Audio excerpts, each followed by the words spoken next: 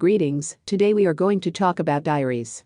Sometimes it seems that keeping a diary in which a person describes his thoughts, feelings and impressions is the lot of young ladies of Jane Austen epoch. However, royalty often kept personal diaries, on the basis of which biographers wrote their books and filmmakers made movies.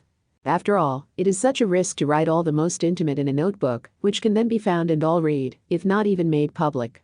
This is exactly what happened with the personal notes and letters of Queen Victoria, whose diaries were not so long ago published on the internet.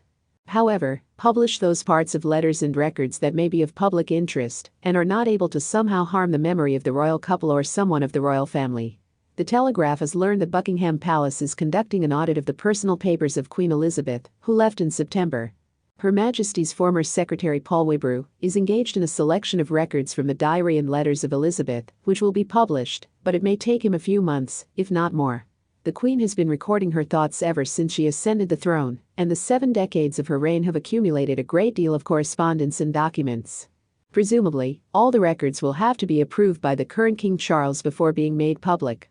Why, you may ask, would all this be put out to the public? I dare say, for history. Most of the pages in the Queen's diary are of great value because they reveal a side of the monarch's private life that is no stranger to human joys, anxieties, and worries about his family and country. Although not explicitly stated, it is likely that Elizabeth kept a diary knowing that it would be made public after her departure. For example, she willed one letter to the Lord Mayor of Sydney, but she did so in 2085, that is, after 62 years.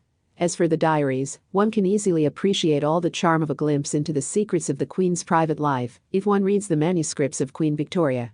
Her Majesty wrote extensively about her youth, her role as monarch, her husband Albert and her children. The art of handwritten letters in the royal family was more often used for personal correspondence, but Princess Anne wrote an open letter to her mother as soon as Elizabeth was gone. Anne was at her mother's bedside in her final hours, and it was Anne who accompanied her from Scotland to London. The princess wrote of what had been her honor and privilege to fulfill this mission, and thanked the people for their support. No doubt the palace will make public many touching and interesting records of the Queen, reflecting different periods of her eventful life. Personally, I would love to read them. Would you?